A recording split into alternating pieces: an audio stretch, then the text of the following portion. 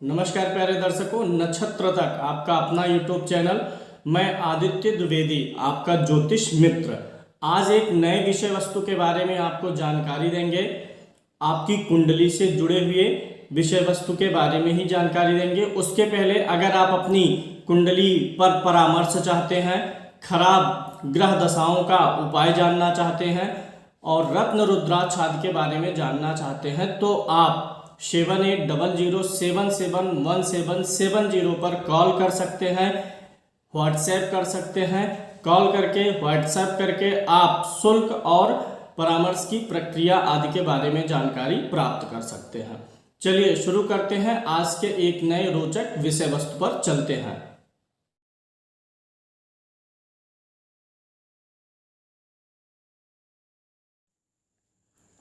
आज का हमने विषय लिया है फिर से जन्म के पाए का विचार करने के लिए। एक तो राशि से विचार होता है और दूसरा जन्म के नक्षत्र से होता है। राशि से कैसे विचार होगा इसके संदर्भ में हमने आपको पूर्व वीडियो में बता दिया है। आज मैं आपको नक्षत्र के अनुसार बताऊंगा। ये है क्या चीज़? एक्चुअली 27 नक्षत्र होते हैं और उन 27 नक्षत्रों से मिलके 12 राशियां बनती हैं। तो राशि से अगर आप विचार करते हैं और नक्षत्र से, दोनों से आपका पाया अशुभ आ जाए तब आपको अशुभ मानना है। राशि वाला वीडियो मैंने बनाया है, आप जाइए वीडियो में चैनल के और 3-4 वीडियो नीचे जाएंगे, इस वीडियो के बाद आपको मिल जाएगा। क्या करना है कि एक तो राशि से पाया विचार है और एक क्या है, नक्षत्र से है। तो राशि वाला आप देख लीजिए, नक्षत्र वाला आज बता रहे हैं। अगर राशि और नक्षत्र दोनों से अच्छा आ जाए तो बहुत अच्छा है, दोनों से खराब आ जाए तो खराब है, एक से अच्छा एक से बुरा आ जाए तो सम है। इसका मतलब यह है कि जो जिस नक्षत्र में आपका जन्म हुआ है उसको कैटेगराइज्ड किया गया है, कैटेगरी में बांटा गया है, 4 कैटेगरी में।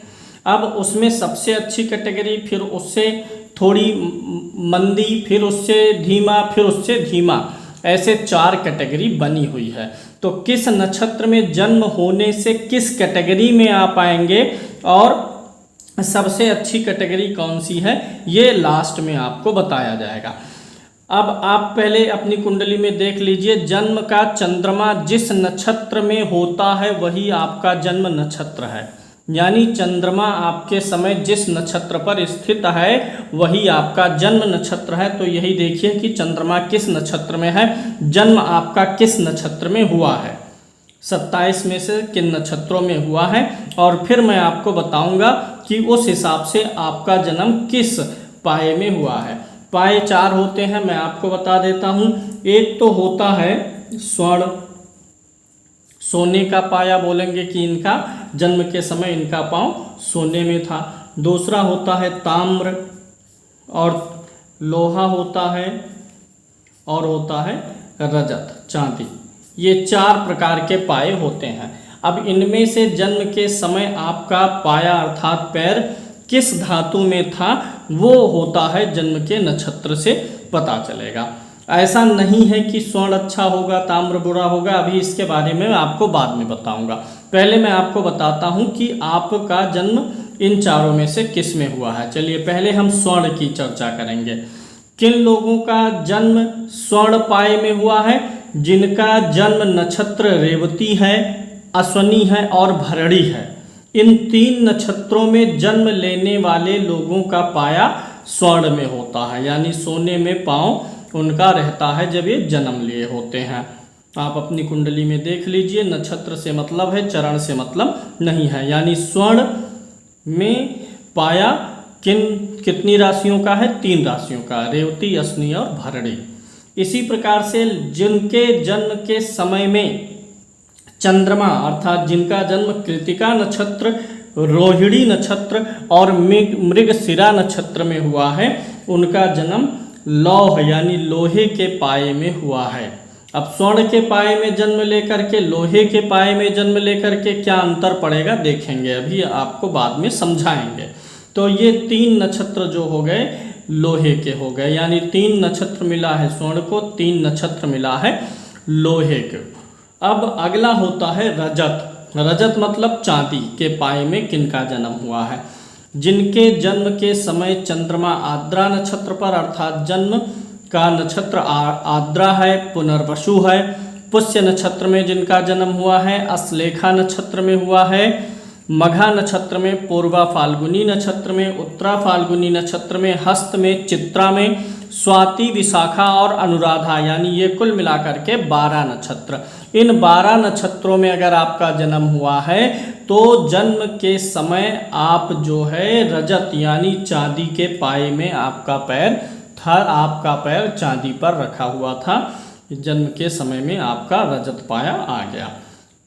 आखिरी बचता है ताम्र। जिन लोगों का जन्म ज्येष्ठा, मूल, पूर्वाषाढ़ा, उत्तराषाढ़ा, श्रवण, धनिष्ठा, शतभिषा, पूर्वा भाद्रपद और उत्तरा भाद्रपद में जन्म हुआ होता है, उनका जन्म नक्षत्र होता है ताम्र। ऐसे लोग ताम्र पाए में पैदा माने जाते हैं। तो यहाँ पर हमने आपको संक्षेप में नक्षत्र वाइज बता दिया है कि आपका कौन सा पाया बनेगा।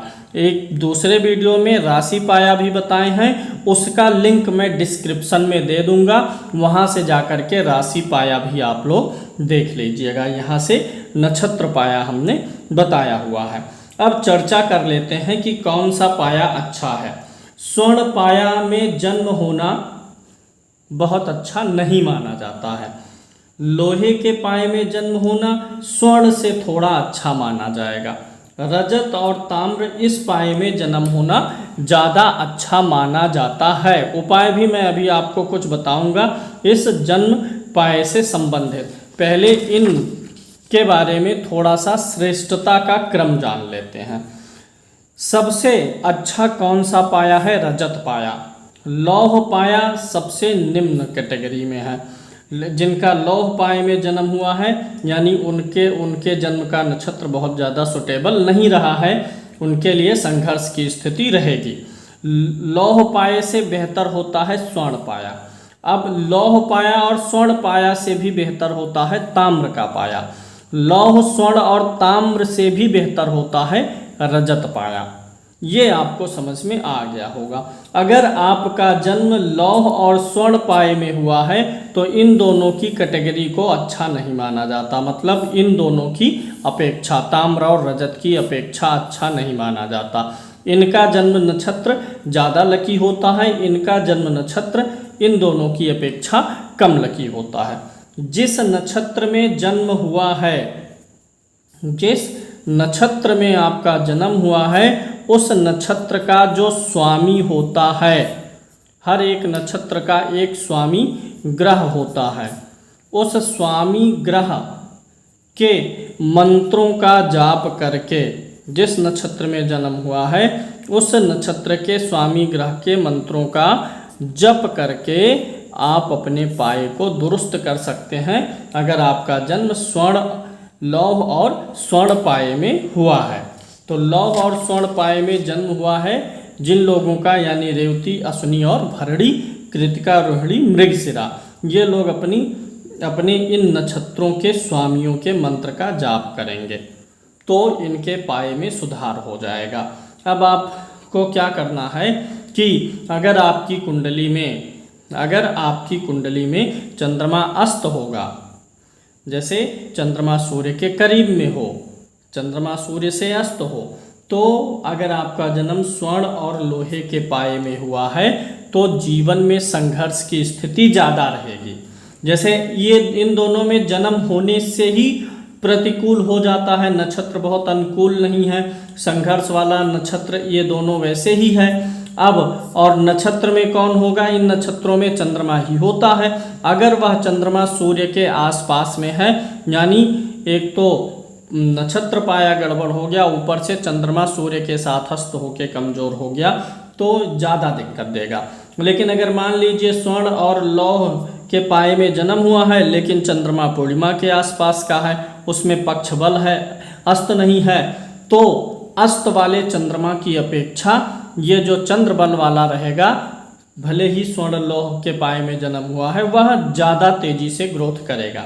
अब अगर किसी का रजत और ताम्र में जन्म हुआ है और चंद्रमा उज्ज्वल किरण से युक्त हो, यानी शुक्ल पक्ष की पंचमी से, शुक्ल पक्ष की पंचमी से, जो 5वीं तिथि है, शुक्ल पक्ष की पंचमी से कृष्ण पक्ष की षष्ठी तिथि तक का जन्म हो और रजत ताम्र में जन्म हो तो ऐसा व्यक्ति बहुत ही तेजी से विकास करेगा, ज़्यादा अच्छा रहेगा, मन उसका ज़्यादा कंट्रोलिंग रहेगा, अपने आप में नियंत्रण कर पाएगा और अपने मन को सही दिशा में लगा पाएगा।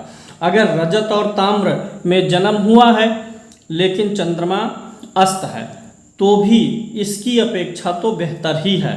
अब उतना बेहतर तो नहीं है जितना चंद्रमा के बलवान होने पे रहेगा, लेकिन तब भी बेहतर है। यानी स्थितियों को जैसे समझने के लिए कुंडली में चंद्रमा के बलाबल को भी देखना पड़ेगा, तब आपको ये चीज़ें, ऐसा नहीं है कि जिसका स्वर्ण पाए में जन्म है सबका एक समान रहेगा, है संघर्ष वाली स्थिति रहेगी, कम ज़्यादा कितना, कितने संघर्ष के बाद सफलता मिल जाएगा, यह कुंडली में चंद्रमा के बल पे निर्भर करेगा। उम्मीद है कार्यक्रम आपको समझ में आया है। लाइक करिएगा, शेयर करिएगा और सब्सक्राइब करिएगा।